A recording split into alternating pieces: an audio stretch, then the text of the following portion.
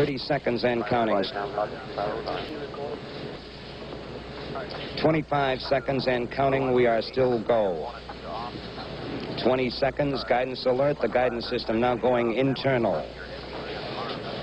15, 14, 13, 12, 11, 10, 9, 8. Ignition sequence start. 5, 4, 3, 2, 1.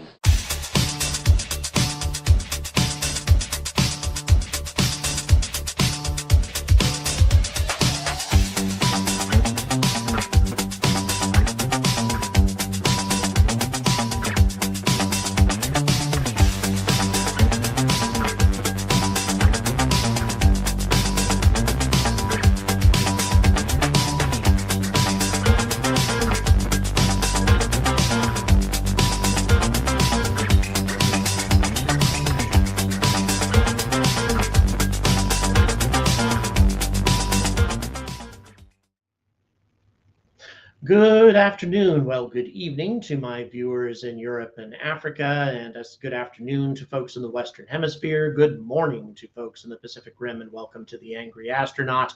Happy Father's Day to all of you fathers around the world. Very big day for me personally. One of the reasons actually why I'm talking to you folks so late in the day is because of my obligations as a father. Supax, thank you so much for your generosity today, for getting the super chats going. You guys are absolutely fantastic, and people are already getting started. Where are we checking in from today? Toronto, Denmark, Birmingham, the Netherlands, hello, Romania, South Africa, hello to Derby, York in the UK, let's see, Eindhoven, United States, Arizona, Central Texas, Northern Ireland, Northern England, Switzerland, Newfoundland, hello, Fremont, California, hello, Ireland, hello, Mulheim Monroe. Let's see what we got here. And of course, ASN in Yorkshire, Chile. Hello, Chile. Thanks for tuning in today. Hello, Alaska, China. Hello, Germany. Hello, Chester, UK. Hello, Kent. Hello, Poland. Hello, Yorkshire again. Hello to Whitby, Ontario, Canada. I guess it's saying hello to Whitby. Let's see what we got here. Idaho. Hello, Idaho. Phoenix, Arizona, Brooklyn, one of my favorite places in the world. Love Brooklyn. Let's see what we got here now. Washington, we have France checking in. Hello, Ireland again. Hello to Atlanta. Hello, Spain. Hello, Greece. Hello, someone's basement. Hello, Spain. Again, Ontario, Canada. Hello, Denmark, Somerset, UK, New Jersey, Philadelphia, Bristol. Wow. Houston, Texas, Bulgaria, Quebec, Australia, Ohio, Brownsville, Texas, Tampa, Florida. Hello, Anton Nimmin. Thank you so much for your support as always. Hello, Ruts Hot Dog House. Hello, Norway, Denmark, Maine, Northwestern UK, Pagosa Springs, again, one of my favorite places in Colorado, Maple Falls, boy, all over the place. Hello, Rogelio, I think, and you have just joined as an Angry Advocate. You will receive an invitation to join our Discord server today. Hello, Geneva, Iceland. Iceland, tell you, one of my son's favorite places on the planet, mine too, for that matter. Nottinghamshire, Chris, thank you so much for the 10 quid and the hello from Lincolnshire. You guys are absolutely fantastic. Thank you so much for tuning in today to the Angry Astronaut. Over 240 people watching already. Please like, please subscribe, and also please share the links on my videos. For those of you who watch my stuff consistently, please share that stuff as often as you can, because the key to the success of this channel is going to be how much people watch it. That means a lot, really. That is the bread and butter of what keeps this channel going, although obviously your personal support means a whole lot as well. So once again, we're going to be talking about Starship today, and we're going to be talking about a couple of other topics as well, things that have been extremely active. Also, for those of you on my Discord server, I have been woefully neglectful when it comes to the live stream Q&A. There is a separate category called live stream Q&A. I would like you to ask your questions there if you are Discord supporters. And in any event, just wanted to invite you to ask questions there if you like, and I will be checking that to the best of my ability today. So here we are. Deja vu all over again, as many of us have been saying here in America for a long period of time, with what Elon has recently been saying. He said 6 to 8 weeks during his Twitter broadcast, for those of you who remember that, in the immediate aftermath of what happened on 420. He said 6 to 8 weeks to get the pad ready for liftoff. And now we have 6 to 8 weeks again, about a month and a half later. Mark, thank you so much for your generous support. And thank you, Francis, for the $10. You guys are awesome. Thank you so much for your generous support. And that's the first super chat from Francis, by the way. Thanks again. Thank you so much. We've got some new viewers tuning into this channel, and we've added 6,000 new subscribers over the course of the last week and a half. Got lots of new viewers here on the Angry Astronaut. A lot of UFO/UAP enthusiasts who have joined us now, and welcome to all of you. As many of you know, have been watching my channel. Extraterrestrial civilizations are certainly one of my favorite topics and always have been. It's not the primary topic of this channel and never will be, but nevertheless, it's been popular, and it's certainly something that I enjoy. So yeah, but at the same time, I'm not here to slam on Elon and what he says. Elon is Elon, and Elon time is Elon time. What I find to be more frustrating is the fact that we have various media organizations, including those that report on spaceflight on a regular basis, who lead off with everybody gets accused of clickbaitiness, I guess, in today's digital age. But come on. Do we have a problem right now? I just want to make sure that okay, all right, just wanted to make sure that there are no issues coming up here. A lot of these organizations are saying Elon lays out time frame for next Starship launch. Are you kidding me? Come on. That Regilio, thank you so much. 5 Angry Astronaut memberships just thrown out there. You got a membership. You got a membership. You got a membership. All of you guys, make sure to keep an eye on messages that you receive. You're going to receive an invitation to join our Discord server. So yeah, Pebmets, thank you so much for the $10. How often does Musk keep getting a pass for saying 6 to 8 weeks? Every 6 to 8 weeks. Heaven knows NASA gets blasted for scrubs, which delays some months. Musk timelines are a joke. Yeah, they are. I don't know, how else to put that. Of all people who should know what Starship's timeline is, let's compare him to somebody else who's a CEO of a major spaceflight company. Tory Bruno over at ULA. The guy very seldom makes any sorts of commitments that he can't keep. He's always very, very careful about what he says. And his general leadoff line is that Vulcan is going to launch when it's ready to launch. John, thank you so much for the $10. Really appreciate that. Of course, what else can Tory Bruno say, given all of the problems that Vulcan has had and all the delays that rocket has experienced in finally getting off the damn ground? And of course, what differentiates ULA from SpaceX can blow up another Starship, and the consequences are not going to be all that severe. If this maiden launch of Vulcan Centaur blows up, the consequences are going to be extremely dire for ULA. Once again, they are in this familiar situation, these familiar circumstances where they cannot afford an anomaly.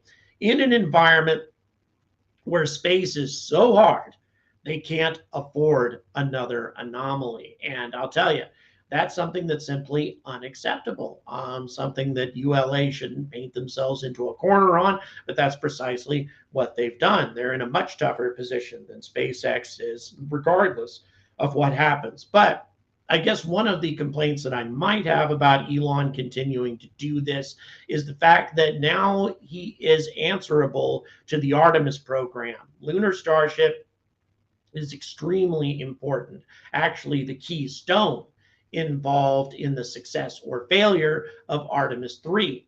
Without Lunar Starship, we cannot land on the moon, period.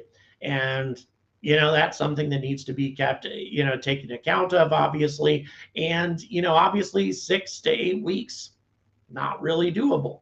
And that is not just based on my own assumptions or anything like that. I had an opportunity to have a look at RGV's latest. And by the way, they do great work. I highly advise that you tune into them as often as you possibly can to do the flyovers that they do all the time out at Starbase. And yeah, they give a real good assessment of exactly what's going on right now. The assembly of the water-cooled plate has not even begun yet. The components haven't even been transported from Starbase out to the pad. At least that was the case 3 days ago. And there's still a lot of rebar out at the pad at the moment, as they are doing a lot of reinforcement to the foundation of the launch pad. That was one of the drawbacks, one of the major problems that the pad experienced during that takeoff on 420, is that it wasn't properly reinforced, did not have a solid enough foundation. So a lot of that is still in the process of being built. You don't go from being halfway to building your foundation for a structure to completing that structure in 6 to 8 weeks. And that's with just a normal building, let alone something that's supposed to endure the rigors of a 33 Raptor takeoff. Wow, the 20 quid. Thank you so much, Turing. I really do appreciate that. And I absolutely will stay angry about space. By the way, I'm checking in checking in on live stream Q&A. Does the court block any launches from Boca Chica at this point? At the moment, and like I say, I was in the habit of not checking this part of the Discord server during my live streams. Getting back to that right now. So that question from Carl Thamel, no, there have been no directives sent down from the federal court saying that Starship cannot take off. By the same token, we don't have a green light from the FAA to launch again either, or an estimated time frame of when they're going to issue another launch license. There's a lot of complexity involved there. But what I'm talking about right now is not where we are with the FAA. It's where we are with the construction process. And I think that it's a good thing for this process to take longer rather than less time, because after all, we saw what happened with the last launch attempt with a pad that wasn't properly prepared, was not properly engineered.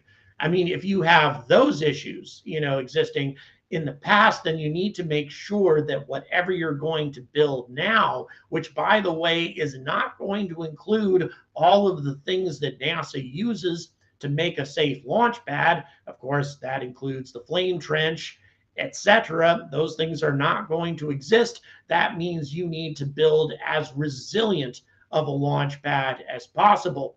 And the resiliency that they built before, which included the fondue fire or the equivalent of that they were using out there, was clearly not sufficient.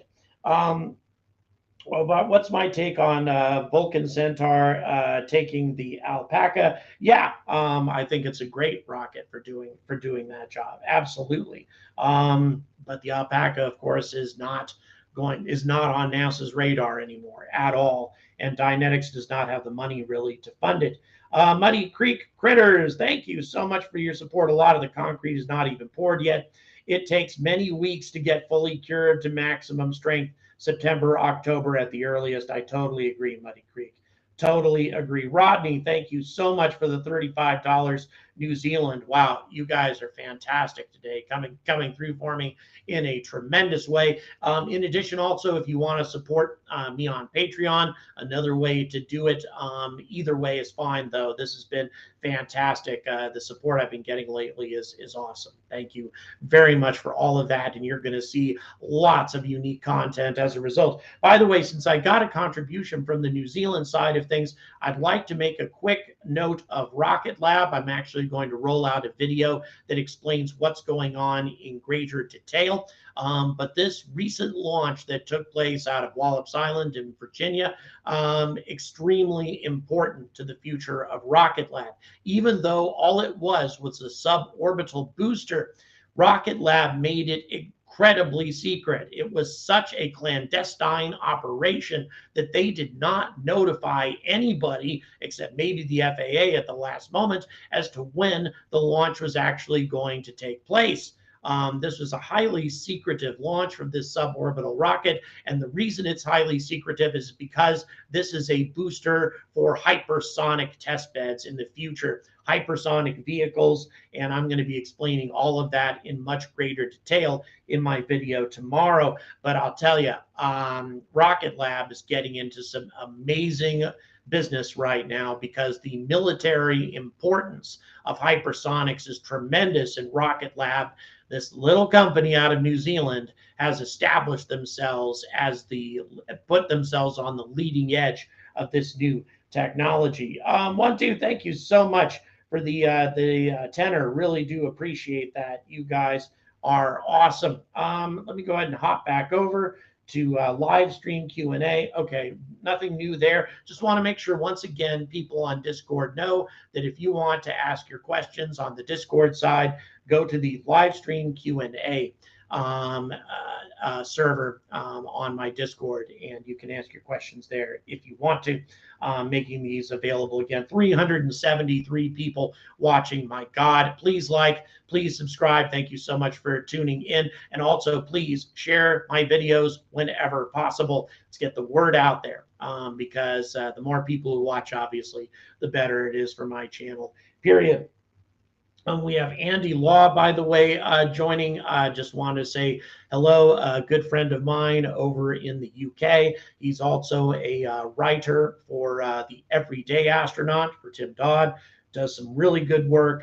So I highly recommend that you head on over to the Everyday Astronaut and check out Andy's work. Really good stuff. And he's been a really good contributor to this channel as well. And it was a great pleasure meeting him over in the United Kingdom a few months ago. And by the way, I will be returning to the UK in the first week of September. Very much looking forward to that. Back again to Starship. So yeah, I mean, a lot of good points have been made here. Just again, concrete not being poured yet, the curing that's necessary, especially given the humidity involved in this region of Texas. I've dealt with my own share of concrete foundations in the time that I managed some construction jobs for a charity here in South Carolina.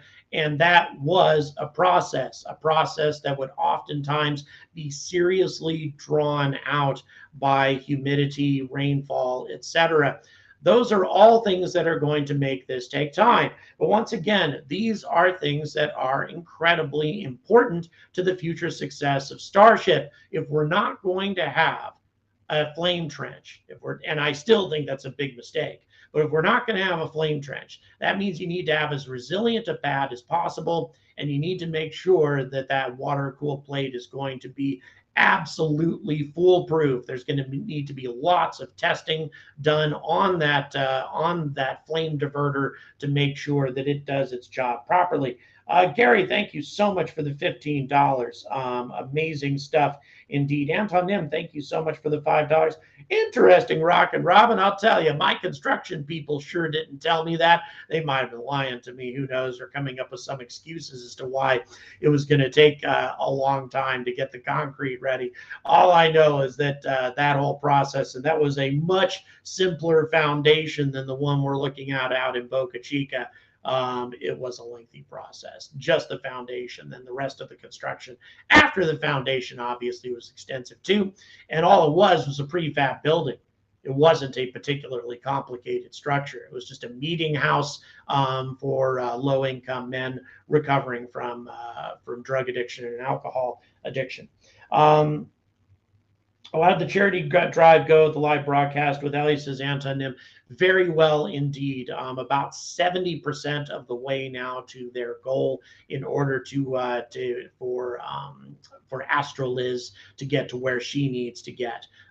So thank you very much for asking about that. Again, please consider supporting Astroliz. Fantastic organization looking to support children who want to get into STEM. It's as simple as that. Children who want future careers in space. And by the way, founded by a young lady who has a scientific package on board the Peregrine lander that is being launched by the Vulcan Centaur. Okay, so I mean, it's again, if this takes time, that's a good thing. It really is. Trying to ram this through quickly and to get Starship off the ground as rapidly as possible is, in my opinion, a half-assed way of doing this. This is not the way to establish a sustainable, long-term cadence of launches of the most powerful rocket in human history if you try to ram things through quickly. Instead, you need to have a proper spaceport, proper launch pads. All those things take time to design, especially if they're involving technology and methods and logistics that we have not used in the past. We are, treading on unfamiliar ground right now. Sort of a pun there, but that is indeed what we're doing at the moment, since we're going to be trying to launch the most powerful rocket in human history without a flame trench, without the sorts of things that are usually used in order to make these launches safe. Means it's all going to take time to build something properly. And the more time it takes, the more thoroughly it gets done, the better the chance is that it's going to work properly the second time.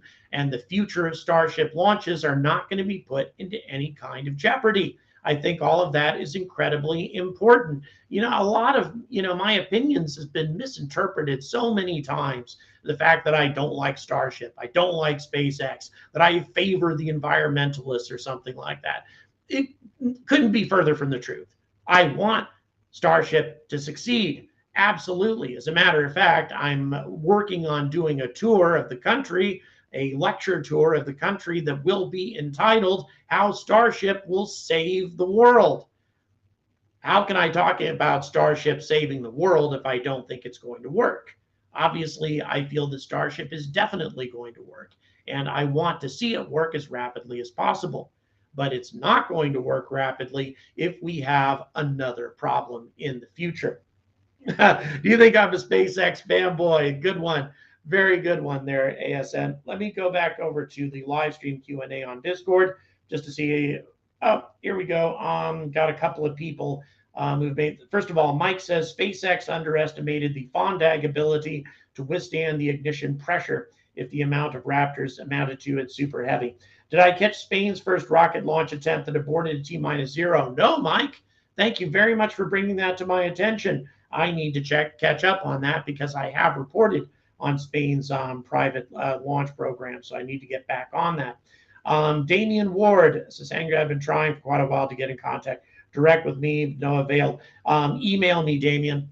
Email me. And I will make sure to put my email if you don't already have it. Just DM me here on Discord, and then I will give you my email. So yeah, as far as Ellie is concerned, generally Twitter is one of the best ways. You're quite welcome, Andy. You are quite welcome, and well-deserved stuff, by the way. Andy Law, a very, very knowledgeable individual when it comes to space flight, and definitely an asset both to Tim Dodd and myself. A huge asset to Tim simply because he's his main guy over in Europe, because Tim doesn't travel over to Europe very much. So definitely a big asset to Tim. And he needs a raise. We'll put it that way. Hear that, Tim? Give Andy a raise. Okay. Let's see here. We're all armchair rocket scientists. Yes, indeed we are. Thank you, D Physics. Really do appreciate that. Yeah, unfortunately, I may end up with a tattoo that says I'm a fanboy, especially given the further problems that have been experienced with Vulcan Centaur. And for those of you who are unfamiliar with that, well, according to Tori Bruno, the steel on the fairing part of the Centaur upper stage is not quite thick enough. I'm not exactly sure what kind of fix you put in place there, aside from taking the nose off and then shipping out a new one. And who knows how long that's going to take. So once again, we're in a situation where Starship and Vulcan, in my opinion, are running neck and neck. I think it's very possible that Starship may complete a successful orbit of the Earth before Vulcan can deliver Peregrine. If that happens, well, that's going to be a moment in my career and in my personal life that I am never going to forget. By the way, my children are absolutely mortified that I have made this bet. But that wouldn't be the first time that my decisions have mortified them. Okay, so here we go. Let's go ahead and see what we got here. Alien Space now on Discord. Okay, really do appreciate that. So it's so much trouble now. Well, let's certainly hope not, Andy. Like I say, I always think that that content creators need a gentle reminder of the assets that they have at their disposal. So yeah, I guess Mike points out that Alien Space is also available on Discord. How's the move going? Brainy, it's going well.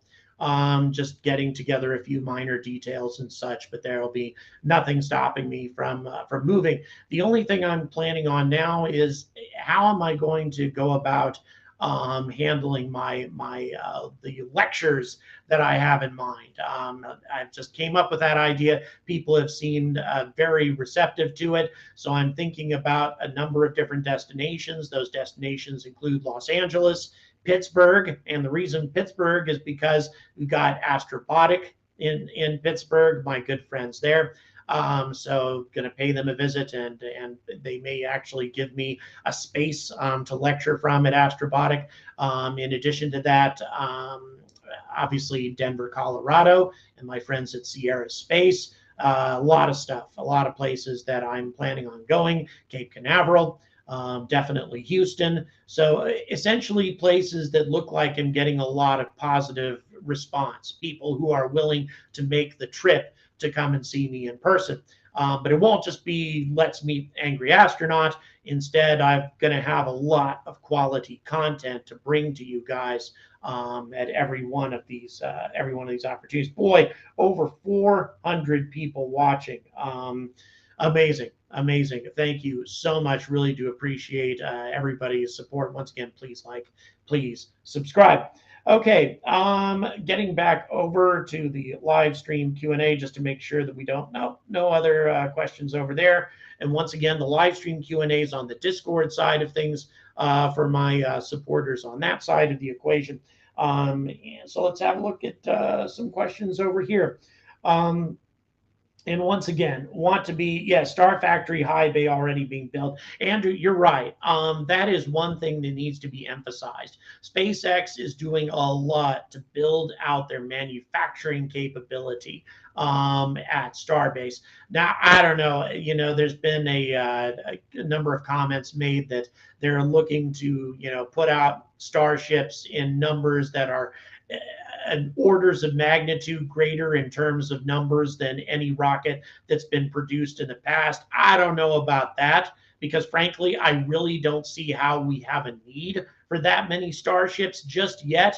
The market isn't ready for that many starships, especially if we're talking about a 100% reusable system. If you have a 100% reusable system, how many rockets do you actually require? So I don't know how many starships they intend to produce. Ultimately, Elon is talking about 1,000 starships, but I think that that's decades in the future. I think it's going to be quite some time. Or where, yes, indeed, that event. If we're talking about that impact event, on Starbase ground conditions and such, well, any impact on the level that's going to create a tsunami type effect will wipe out Starbase, utterly destroy it. It's entirely too low altitude wise. It's in a floodplain. I mean, it'll just get annihilated if anything like that occurs. But the good news is NASA has announced that there is no projected danger from any substantial near Earth object for the next 100 years. That doesn't mean that we're safe. It just means that NASA, for all the near Earth objects that we have identified, none of them are projected to be any kind of serious threat to the planet for at least the next century. So I don't think that that's going to be any sort of problem. That having been said, though, objects can come screaming in from the sun that we can't currently see, and also comets can come in from the outer solar system and threaten us in ways that there's no way for us to predict. And of course, there are also interstellar objects that come through every now and then. Can't predict any of that stuff, but still, there's reason to be optimistic. Before I close, I'm just going to go ahead and once again review what's been said. 6 to 8 weeks, no way. Absolutely no way. If that happens, I'll be shocked. I may even agree to do the tattoo at that point, regardless of whether Starship makes it to orbit or not, if they can actually lift off with Starship in 6 to 8 weeks. It's just another example of Elon time. But that is not bad news. It's good news that SpaceX is taking time on this launch facility. It's good news that they're reinforcing the foundations for the launch pad, making them stronger, more resilient. It's good news that they're going to take a lot more time on this water-cooled plate to make sure that it can really hold up under all of that thrust. It's good news because if we have a repeat of what happened on April 20th, it could put the entire Starship program and the prospects for Artemis 3 hopelessly behind. This has to be done properly. It has to be done carefully. And sometimes that means we need to be patient for a little while longer. Thank you very much for watching. Please like, please subscribe, and as always, stay angry about space.